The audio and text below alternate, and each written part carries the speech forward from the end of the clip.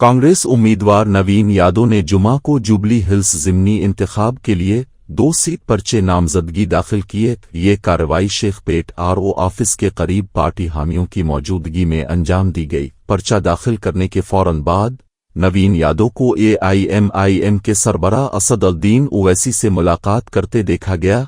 यादव और ओवैसी की ये मुलाकात सियासी हलकों में नई बहस का मौजू बन गई है। नवीन यादव ने कहा, कांग्रेस क़ियादत के एतमाद पर शुक्रगुजार हूं।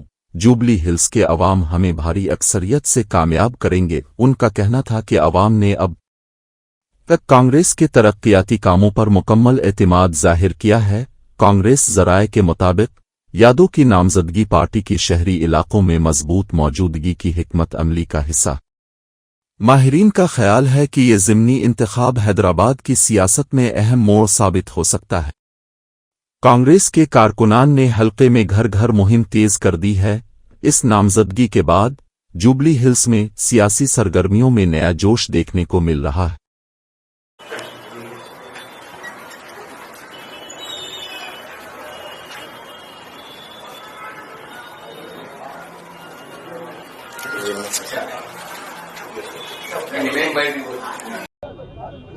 కాంగ్రెస్ పార్టీ చేస్తున్నటువంటి అభివృద్ధి కార్యక్రమాలు కావచ్చు, సంక్షేమ పథకాలు కావచ్చు, స్థానికంగా ప్రజల కోరిక మేరకు మాకు వచ్చినటువంటి అవకాశం కావచ్చు, చాలా ప్రజలకు ఒక నమ్మకం ఏర్పడ్డది. కాంగ్రెస్ పార్టీని అత్యధిక మెజార్టీతో జూబ్లీహిల్స్ కాన్స్టిట్యుయెన్సీలో బై ఎలక్షన్లో గెలిపించబోతున్నాం.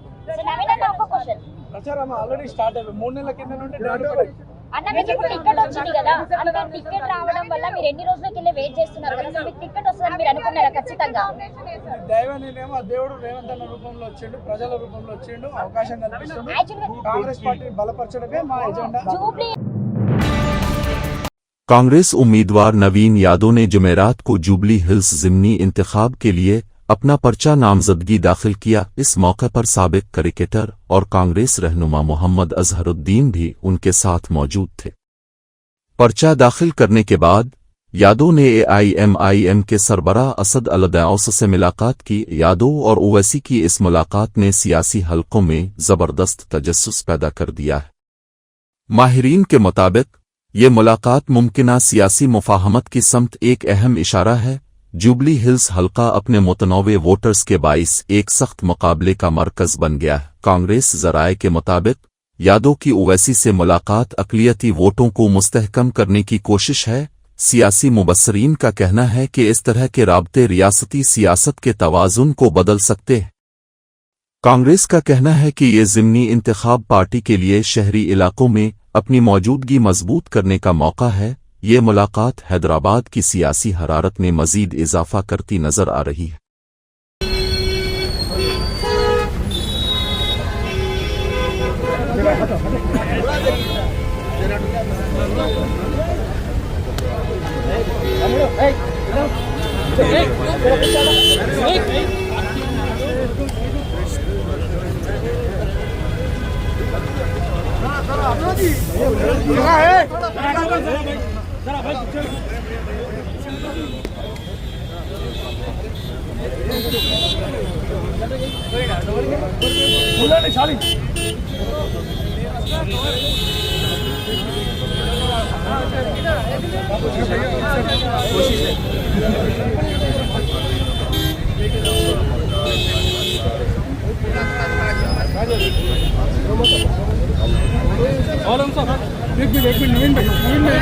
नवीन भाई एक पैसा बात करो,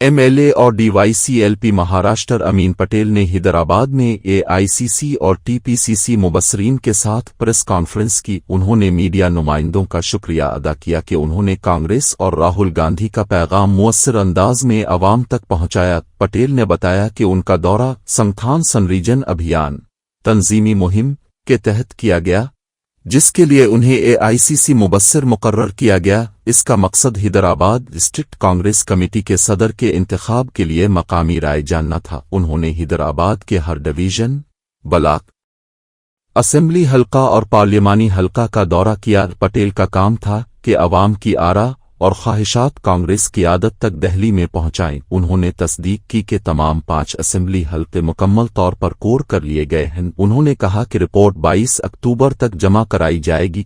उन्होंने मकामी कांग्रेस कारकुनों के ताउन की तारीफ की और पार्टी को मजबूत बनाने में जुड़वां शमूलियत पर जोर दिया। प्रेस कॉन्फ्रेंस में पार्टी की मुनज़्ज़म तंजीमी तरक्की और शफाफ फैसला साजी की अज़्म को उजागर किया गया।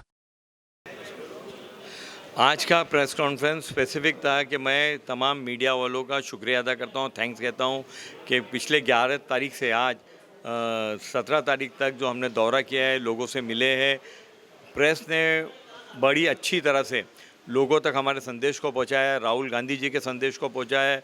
ये संगठन सृजन अभियान जो है, ये हैदराबाद डिस्ट्रिक्ट कांग्रेस कमेटी का अध्यक्ष बनाने के लिए मुझको ऑल इंडिया कांग्रेस कमेटी ने अपना ऑब्जर्वर नुमाइंदा बनाकर भेजा है। और मैं सैकड़ों लोगों से मिलने के बाद में सभी डिवीज़न में जाकर, ब्लॉक में जाकर, असेंबली कॉन्स्टिट्यूंसी में जाकर, पार्लियामेंट कॉन्स्टिट्यूंसी में जाकर लोगों को मिलकर उनसे बातचीत करके उनकी आवाज़, उनकी जो इच्छा है वो कांग्रेस में दिल्ली में ले जाकर देने का मेरा काम है। वो लगभग आज पूरा हो रहा है। सभी 5 असेंबली कॉन्स्टिट्यूंसी पूरा हो गया है। मैं उस रिपोर्ट अपनी 22 तारीख तक वहाँ पर सबमिट करूँगा। टीपीसीसी के तर्जुमान सैयद निज़ाम अल-दीन ने इल्ज़ाम लगाया कि भारत रिश्ता सिमसत्ती BRS जुबली हिल्स में कांग्रेस उम्मीदवार नवीन यादव के खिलाफ जाली खबरें फैला रहा। उन्होंने कहा कि यादव की नामजदगी के बाद हल्के में नाकाबिले यकीन जोश और अवामी हिमायत देखी गई है। निज़ाम अल-दीन ने इल्ज़ाम लगाया कि BRS के रहनुमा और सोशल मीडिया टीमें जाली क्लिप्स फैला रही हैं, जिनमें दावा किया गया कि यादव ने मुसलमानों के खिलाफ काबिल एतराज़ बातें की। ये जाली खबरें मोतबर बनाने के लिए मरूफ तेलुगु अखबारात के डॉट लाइन और लेआउट का गलत इस्तेमाल किया गया। इससे कबल एक और झूठी खबर में कहा गया कि हाइड्रा जुबली हिल्स में मकानात गिरा देगा, जिससे खौफ और उलझन फैली। निज़ाम अल-दीन ने कहा, ये बार बार कोशिशें जाहिर करती हैं कि BRS अपनी नाकामियों से तवज्जो हटाने की कोशिश कर रहा है। उन्होंने वोटर्स से अपील की कि वो ऐसी झूठी खबरों पर यकीन न करें और न फैलाएं और मालूमात की तस्दीक करें। कांग्रेस साइबर क्राइम पुलिस में शिकायत दर्ज कराएगी और जल मवाद बनाने और फैलाने वालों के खिलाफ कार्रवाई की दरख्वास्त करेगी। उन्होंने हैदराबाद के पुलिस कमिश्नर VC सजनार से भी अपील की कि वो खुद ब खुद नोटिस लें और जिम्मेदारों के खिलाफ कार्रवाई करें। निज़ाम अल-दीन ने यकीन जाहिर करते हुए कहा कि नवीन यादव जुबली हिल्स ज़िमनी इंतखाब में रिकॉर्ड अक्सरियत से कामयाब होंगे। నవీన్ యాదవ్ అని ఫేక్ ప్రచారం చేస్తున్నారు. ఇదే కాకుండా బస్తీలలో ముస్లింలు అపరిశుభ్రంగా ఉంటారు, వారు రోజు స్నానం చేయరు. ముస్లింలు శుభ్రంగా ఉండరు కాబట్టి వారు వ్యాపారాలు సరిగా చేయలేరు. ముస్లింలు రోజు నమాజ్ చేసే బదులు స్నానం చేస్తే జీవితాలు బాగుంటాయి. ముస్లింలకు చదువు రాదు, అందుకే వాళ్ళు వ్యాపారాలు చేసుకుంటే మంచిది. సీఎం రేవంత్ రెడ్డితో మాట్లాడి ముస్లింల వ్యాపారాల గురించి అందిస్తాం. మైనారిటీ యువత గాంజా, గుడంబ లాంటి చేసి సిటీని నాశనం చేస్తున్నారు. పిచ్చి బైక్ రేసింగ్లో ముస్లిం యువత పక్కన పెట్టాలి, లేకుంటే జైలు పంపిస్తాం. ఇలాంటి ఈనాడులో వచ్చినట్టు ఫేక్ న్యూస్ క్రియేట్ చేసి సోషల్ మీడియాలో సర్క్యులేట్ చేస్తున్నారు. బీఆర్ఎస్ నాయకులారా, గత 10 సంవత్సరాల కాలంగా మీ ప్రభుత్వం ఉండే 12 సంవత్సరాల కాలంగా జూబ్లీహిల్స్ అసెంబ్లీ నియోజకవర్గంలో మాగంటి గోపీనాథ్ గారు ఎమ్మెల్యేగా ఉండే. మీరు చేసిన వైఫల్యాలు, మీ వైఫల్యాన్ని కప్పుపచ్చడానికి మీరు Congress party official candidate Naveen Yadav మీద బురద చల్లే ప్రయత్నం చేస్తున్నారు. ఇదే కాకుండా ఫేక్ న్యూస్ క్రియేట్ చేస్తూ ఒక ముస్లిం కమిటీలో వాళ్ళకి మిస్గైడ్ చేసి ఓటర్లని మిస్లీడ్ చేసే ప్రయత్నం చేస్తున్నారు. ఇదే కాకుండా గతంలో కూడా ఒక 15 రోజుల క్రితము ఆంధ్రజ్యోతి పేపర్లో వచ్చినట్టు ఫేక్ న్యూస్ క్రియేట్ చేసి సోషల్ మీడియాలో సర్క్యులేట్ చేసినారు. 100 బుల్డోజర్లతో హైడ్రా కమిషనర్ రంగనాథ్ గారు జూబ్లీహిల్స్ లో డెమాలిషన్ గురించి వస్తున్నారని ఇలాంటి ఫేక్ న్యూస్ క్రియేట్ చేస్తూ ప్రజలని తప్పుదోవ పెట్టే ప్రయత్నం చేస్తున్నారు. तेलंगाना के जड़चल्ला से कांग्रेस एमएलए अनरादे रेड्डी ने एक बड़े सियासी बयान में कहा कि वो भी आइंदा वजीर आला के उम्मीदवार होंगे. उन्होंने इल्जाम लगाया कि फंड सिर्फ वजीरों के इजला और हलकों तक महदूद हैं. रेड्डी ने कहा कि ये अवाम ही हैं जो एमएलए, वजीर और वजीर आला बनाते हैं. उन्होंने अवाम से अपील की कि मुझे 2 बार और कामयाब करें, मैं भी वजीर आला बन जाऊंगा. उनके इस बयान ने कांग्रेस पार्टी में अंदरूनी बहस छेड़ दी है. कई लीडरों का मानना है कि ये हुकूमत के अंदर बढ़ती नाराजगी की निशानी है. रेड्डी ने हुकूमत से मुतालबा किया कि फंड्स की मुनसिफाना तकसीम को यकीनी बनाया जाए. उनका कहना था कि तरक्की सब के लिए होनी चाहिए, सिर्फ वजीरों के लिए नहीं. सियासी माहिरीन के मुताबिक उनके ये तबसरे तेलंगाना कांग्रेस में गिरोहबंदी को बढ़ा सकते हैं. ये बयान रियासती सियासत में नई हलचल पैदा कर रहा है.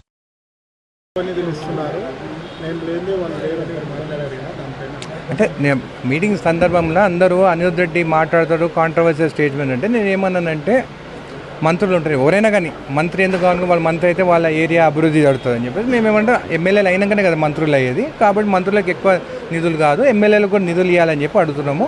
ప్రతి ఎమ్మెల్యే కాన్స్టిట్యున్సీకి ఎన్ఎం శ్రీనివాసరెడ్డి గారు చెప్పినట్టు 25 కోట్లు కలెక్టర్ పీడీ అకౌంట్ ఉంటే మేము ఏ గ్రామాన్ని పోయినా కానీ డ్రైనేజ్ కానీ రోడ్లు కానీ చేసుకునేదానికి ఉంటుంది అని చెప్పడం జరిగింది. 2 సార్లు అయితే నేనే ముఖ్యమంత్రి అయితే అంటున్నారు. మీ ఆలోచన 2 సార్లు మళ్ళీ నేను గెలిపిస్తే సీఎం అభ్యర్థిని అవుతానని నేను చెప్పడం జరిగింది. ఎందుకంటే రీజనల్ పార్టీస్లో ఫ్యామిలీసే అవుతాయి కానీ ఇది కాంగ్రెస్ పార్టీ స్వేచ్ఛ ఉంటుంది, అందరికీ అవకాశం ఉంటుంది. అందుకే జడ్చల నియోజకవర్గం ఇప్పుడు మీరు చూడండి కొడంగల్ ఎంత బాగా డెవలప్ అవుతుంది. వాళ్ళు రేవంత్ రెడ్డి గారిని గెలిపించుకోవడానికి ఎంత మంచి డెవలప్ అవుతుంది. అట్లనే ఇంకా 2 సార్లు ఇప్పుడు నేను ఫస్ట్ టైం ఎమ్మెల్యేని ఇంకా 2 సార్లు గెలిపిస్తే ఇది కాంగ్రెస్ పార్టీ ఎవరికైనా ఛాన్స్ ఉంటుంది.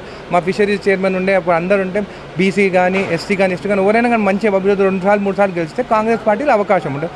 అట్లనే జడ్చల నియోజకవర్గం నన్ను ఇంకా 2 సార్లు గెలిపియండి, నేను కూడా ఒక సీఎం అభ్యర్థి ఉంటాను. ఎట్లయితే మునుగోడ్ల శాసిస్తానని చెప్పేసి కోమటిరెడ్డి రాజగోపాల్ రెడ్డి గారు నేను కూడా అదే అంటాను. ఇంకా 2 సార్లు గెలిపిస్తే 3వ సార్కి నేను కూడా సీఎం అయితే శాసిస్తాను, 5,000 కోట్లు జడ్చలకు తీసుకొస్తాను. बीआरएस के लीडर के.टी. रामाराव KTR ने हिविल लाइफ साइंसेज की 10वीं सालगिरह की तकरीब में शिरकत की. इस मौके पर उन्होंने कंपनी के अहाते में नई केमिस्ट्री लेबॉरेटरी का इफ्तिताह किया. KTR ने कंपनी की फार्मा और बायोटेक शोबों में खिदमात की तारीफ की. उन्होंने कहा कि हिविल लाइफ साइंसेज तेलंगाना के लाइफ साइंसेज इकोसिस्टम की तरक्की की अलामत है. KTR ने जोर दिया कि तेलंगाना आज भारत का फार्मा और लाइफ साइंसेज हब बन चुका है. उन्होंने कंपनियों से कहा कि वो तहकीक और जिद्दत में सरमायाकारी जारी रखें. KTR ने बताया कि रियासती हुकूमत साइंस और इख्तिरा को फ़रोग़ देने के लिए पुरज़्म है. उन्होंने हिविल के इंतज़ामिया और मुलाज़मीन को 10 साल की कामयाब तकमील पर मुबारकबाद दी. KTR ने कहा कि ऐसी कंपनियां रोज़गार और आलमी शनाख्त के मौक़े पैदा कर रही हैं. तकरीब में सनती रहनुमाओं और साइंसदानों ने भी शिरकत की. मीडिया కోసం కూడా చెప్పేదానికి ఈ మెడికల్ డివైసెస్ పార్క్ పెట్టినప్పుడు ఉద్దేశం ఏముండే అంటే మన దేశంలో 78 నుంచి 80% మనం వాడే మెడికల్ పరికరాలన్నీ కూడా దిగుమతి చేసుకుంటున్నాం ఇతర దేశాల నుంచి. అట్లా ఎందుకు ఉండాలి, మన దేశంలో ఎందుకు ఈ ఉత్పత్తులు కాకూడదు, మన దేశంలో ఉత్పత్తి అయితే ధర కూడా తగ్గుతుంది, సామాన్యుడికి ఇవన్నీ కూడా అందుబాటులోకి వస్తాయన్న ఉద్దేశంతో ఈ మెడికల్ డివైసెస్ పార్క్ ఇక్కడ ఏర్పాటు చేయడం జరిగింది ఆనాడు కేసీఆర్ గారి ప్రభుత్వంలో.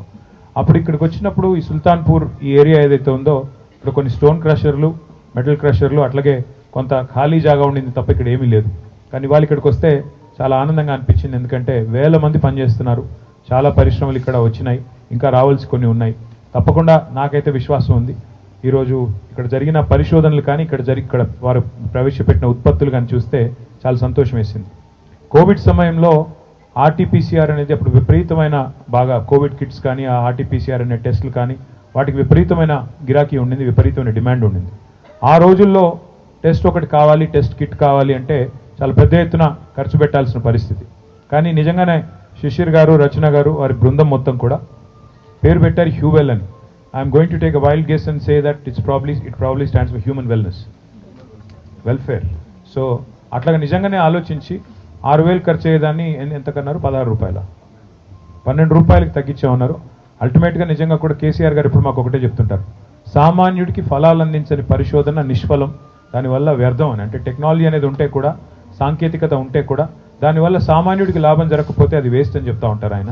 అందుకే ఇవాళ ఇక్కడికి వచ్చి చూస్తే ఒక పోర్టబుల్ RT-PCR కిట్ కానీ అట్లాగే ఈ రకంగా ధరలు తగ్గించి సామాన్యుడికి మేలు చేసే కార్యక్రమాలు ఏవైతే మీరు చేస్తున్నారో, పరిశోధనలు ఏవైతే మీరు చేస్తున్నారో, this is your 10th anniversary. I compliment you. I commend both of you on building a very strong team. I compliment the entire team on this brilliant journey. Wish you all the very best and we will stand right next to you as you forge ahead. మీరు అన్నారు ఇంకో 10 ఏళ్ళకి ఇదొక ఇది అన్నారు. So ఇంకో 2 ఏళ్లలో మేము వస్తాం, వచ్చిన తర్వాత ఇంకా బాగా చేస్తాం. అప్పుడు మేము కూడా కలిసి హైదరాబాద్ని, తెలంగాణని, భారతదేశాన్ని మరింత వేగంగా ముందుకు తీసుకెళ్ళాలి అని మనసారా కోరుకుంటూ నాకు ఈ అవకాశం ఇచ్చినందుకు మీ అందరికీ ధన్యవాదాలు. నమస్కారం. Thank you. BRS के senior leader T Harish Rao ने तेलंगाना की कांग्रेस हुकूमत पर सख्त तनकीद की है. उन्होंने पूछा, ये जश्न किस बात का मना रहे हैं? क्या इसलिए कि लोगों से बंदूक के जोर पर पैसे वसूल किए? हरीश राव ने इल्जाम लगाया कि वजीर आपस में कमीशन और ठेकों के लिए लड़ रहे हैं. उन्होंने कहा कि काबीना इजलास में ही वजीर एक दूसरे से उलझ रहे हैं. उन्होंने तंजिया सवाल किया, इन 23 महीनों में ऐसी कौन सी कामयाबी मिली कि जश्न मनाया जा रहा है? BRS लीडर ने कहा कि अवाम परेशान है और हुकूमत सिर्फ जाती मुफाद में लगी हुई है. उनका कहना था कि कांग्रेस हुकूमत वादे निभाने में नाकाम रही है. उन्होंने कहा कि बदउनवानी और अंदरूनी इख्तिलाफात इस हुकूमत की पहचान बन चुके हैं. हरीश राव ने हुकूमत से मुतालबा किया कि प्रोपेगेंडा छोड़कर अवामी खिदमत पर तवज्जो दे. उनके बयानात से रियासती सियासत में एक बार फिर गर्मी बढ़ गई है. డిసెంబర్ 1వ తారీఖు నుంచి 9వ తారీఖు దాకా విజయోత్సవాలు జరుపుతారట. ఎందుకు నాయన? తుపాకులు పెట్టి వసూలు బాగా చేసినామనా? కాంట్రాక్టుల కోసం గల్లాలు పట్టుకొని క్యాబినెట్లో కొట్లాడుకుంటున్నామనా? మంత్రుల మధ్య తగాదాలు పెరిగిపోయి రోజు వీధినబడి రాష్ట్ర ప్రజల పరువు తీసినందుక? దేనికోసం విజయోత్సవాలు జరుపుతారు?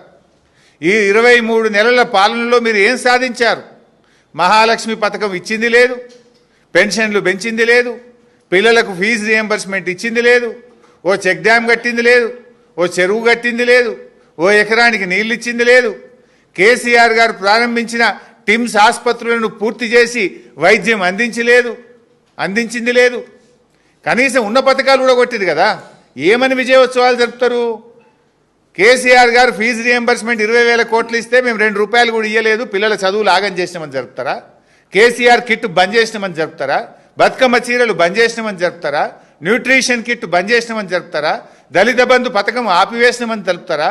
గొర్రెల పంపిణీ పథకం నిలిపివేసినామని జరుపుతారా?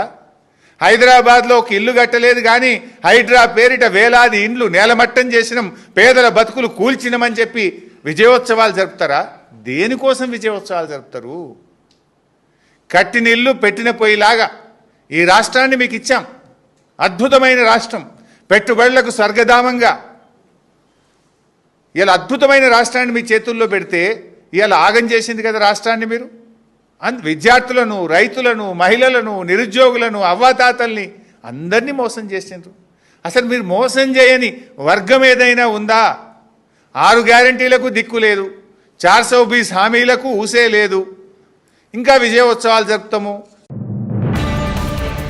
तेलंगाना जागृति की सदर कलवाकुंतला कविता ने मरकजी और रियासती हुकूमतों पर शदीद तनकीद की. उन्होंने कहा कि दोनों हुकूमतें BC तबकात को 42% रिजर्वेशन देने के झूठे वादे करके आवाम को गुमराह कर रही हैं. कविता के मुताबिक हुकूमतें हर रोज अपना मौक़िफ़ बदलकर सियासी फ़ायदा हासिल करने की कोशिश कर रही हैं. उन्होंने इल्ज़ाम लगाया कि तेलंगाना की कांग्रेस हुकूमत ने भी BC तबके की फलाह के वादे पूरे नहीं किए. कविता ने ऐलान किया कि कल होने वाले रियासत गिर बंद में तेलंगाना जागृति के कारकुन भरपूर हिस्सा लेंगे. ये बंद BC एसोसिएशंस की जानिब से 42% कोटा के मुतालबे पर बुलाया गया है. उन्होंने तमाम तबकात से अपील की कि BC अवाम की हिमायत में बंद में शामिल हों. कविता ने कहा कि जागृति हमेशा बीसी तबकात के साथ खड़ी रहेगी। उन्होंने वाजे किया कि झूठे सियासी बानाते से अवाम को मुज़दिया कोहनाओ दिया जा सकता। रियासत भर में कल के बंद के दौरान बड़े पैमाने पर एहतजाज मुतवक्के है। తెలంగాణ జాగృతి మీ అందరికీ తెలుసు, బీసీల పక్షపాతిగా ఉన్నటువంటి సంస్థ, బీసీల కోసం గలమెత్తి పనిచేస్తున్నటువంటి సంస్థ. మరి వాళ్ళ కేంద్ర రాష్ట్ర ప్రభుత్వాలు కూడా బీసీ బిడ్డలను మభ్యపెట్టే విధంగా 42% రిజర్వేషన్ ఇస్తామని చెప్పి పూటకొక మాట మాట్లాడుతున్నటువంటి సందర్భంలో దేశంలో అందరూ కూడా ఎదిరించలేనటువంటి పరిస్థితిలో ఉన్నప్పుడు మన తెలంగాణ నుండి ఒక వాయిస్ లేవడం, మన తెలంగాణ నుండి ఆర్ కృష్ణయ్య గారి సారథ్యంలో మరి పోరాట పిడికిలు బిగడం అన్నది చాలా సంతోషించాల్సిన విషయం. ఖచ్చితంగా రేపు చేపట్టేటటువంటి బంద్లో ఎక్కడికక్కడ తెలంగాణ వ్యాప్తంగా తెలంగాణ జాగృతి శ్రేణులందరం కూడా పాల్గొంటామని ఈ సందర్భంగా మేము తెలియజేస్తూ, మరి ఇది ప్రారంభమే, ఇంకా పెద్ద ఎత్తున పోరాటాలు కూడా బీసీల పక్షాన చేయాల్సినటువంటి అవసరం ఉంది. అల్టిమేట్గా కులగణన జరగాలి. పార్లమెంట్లో బీసీల రిజర్వేషన్ చట్టం పెట్టి రాజ్యాంగ సవరణ ద్వారా మాత్రమే మన హక్కులను కాపాడుకోబడుతుంది అని చెప్పి చాలా బలంగా జాగృతి నమ్ముతున్నది. దానికోసమే అల్టిమేట్ గోల్గా పోరాటం కూడా చేస్తాం. మరొక పక్క ఢిల్లీలో ఆ పోరాటం అయితే, క్షేత్రస్థాయిలో గ్రామ గ్రామానికి పోయి మన బీసీ బిడ్డలందరిలో కూడా చైతన్యాన్ని నింపుకొని మరి పోరాట పటిమను పెంచేందుకు కూడా మన వంతు ప్రయత్నం కూడా చేద్దామని ఈ సందర్భంగా తెలియజేస్తూ, ఈ మీరు వచ్చి మద్దతు అడిగే అవసరమే లేదు, మా మద్దతు ఆల్రెడీ ఉన్నది, ఉంటుంది కూడా. కానీ మీరు జాగృతి సంస్థ పట్ల చూపెట్టినటువంటి గౌరవానికి మనస్ఫూర్తిగా నమస్కారాలు తెలియజేస్తూ, हैदराबाद के गोशा महल के कुलसुमपुरा इलाके में जीएचएमसी की हाइड्रा टीम ने बड़ी इंसदान कब्जा कार्रवाई अंजाम दी। महकमा के मुताबिक अशोक सिंह ने 1.30 एकड़ सरकारी जमीन पर गैर कानूनी कब्जा कर रखा था। उसने इस जमीन पर आर्जी शेड बनाकर किराया पर दे रखे थे। हाइड्रा टीम ने तमाम गैर मजाज तमीरात को मुनहदिम करते हुए जमीन को अपनी तहवील में ले लिया। एहलकारों ने बताया कि अशोक सिंह के खिलाफ 8 मुकदमात दर्ज है। पुलिस की निगरानी में भारी मशीनरी की मदद से कार्रवाई पुरअमन तरीके से मुकम्मल की गई। ये कार्रवाई जीएचएमसी के गैर कानूनी कब्जों के खात्मे के मिशन का हिस्सा है। इलाके के लोग बड़ी तादाद में कार्रवाई को देखने जमा हो गए। हुक्काम ने खबरदार किया कि दीगर काबजीन के खिलाफ भी सख्त कदम उठाया जाएगा। ज़राए के मुताबिक बाजियाब शुदा ज़मीन को अवामी फलाही मंसूबों के लिए इस्तेमाल किया जाएगा।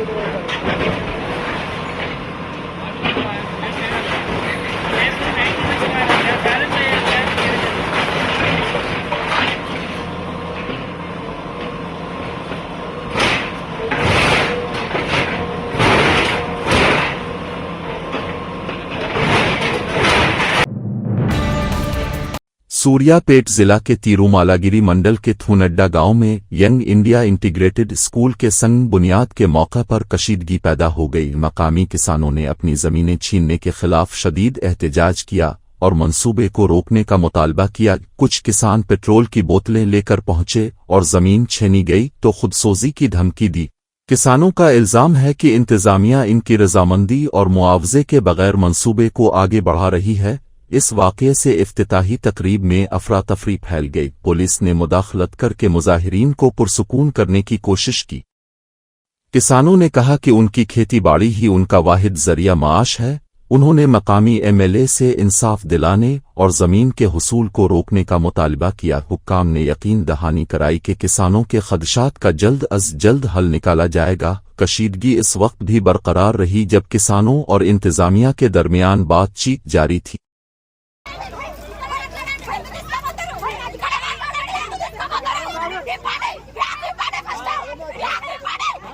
Yeah.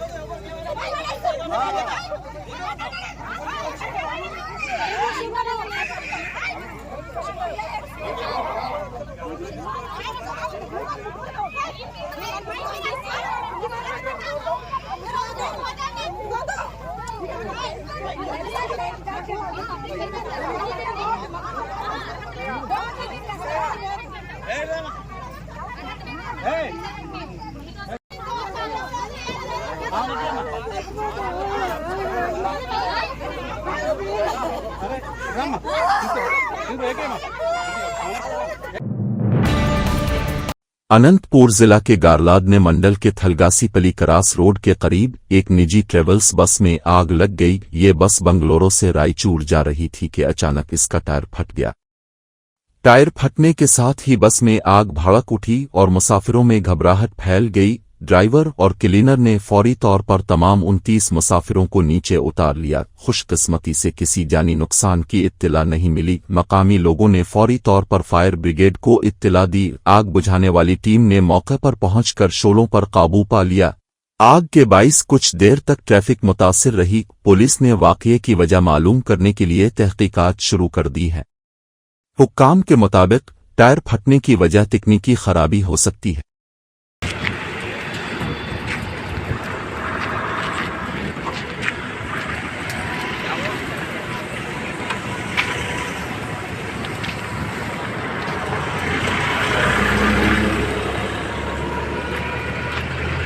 సార్ నమస్కారం sir highway 1 sir Venkatesh sir sir నేను ఆడే మన సిఏ గారు టోల్గేట్ గారు ఉంటామంటే ప్రోగ్రాంలో అక్కడ ఉంటుంది మన గాలిదిన వాళ్ళు RS2 వచ్చేసి ఇక్కడ ఉన్నాయి సార్ ఇక్కడ పెట్టుకోమండి ఇక్కడ సగాల దగ్గరలో ఉండ్రి ఫోన్ చేసి ఇంటిమేషన్ ఇట్లా బస్సు కాలుతుందంటే ఇమీడియట్లీ తొందరగా వచ్చినాము వాళ్ళు వచ్చినారు సార్ ఇక్కడ మన గాలిదిన వైఎస్ఆర్ బొమ్మ ఉంది కదా సార్ ఈడ సర్కిల్లోనే సార్ అది బస్సు కాలిపోయింది మొత్తం అంతా అది ఎట్లా ఫైర్ అయిందో తెలుసు సార్ అది డ్రైవర్ కనపడలేదు సార్ జనాలకి ఏం లేదు సార్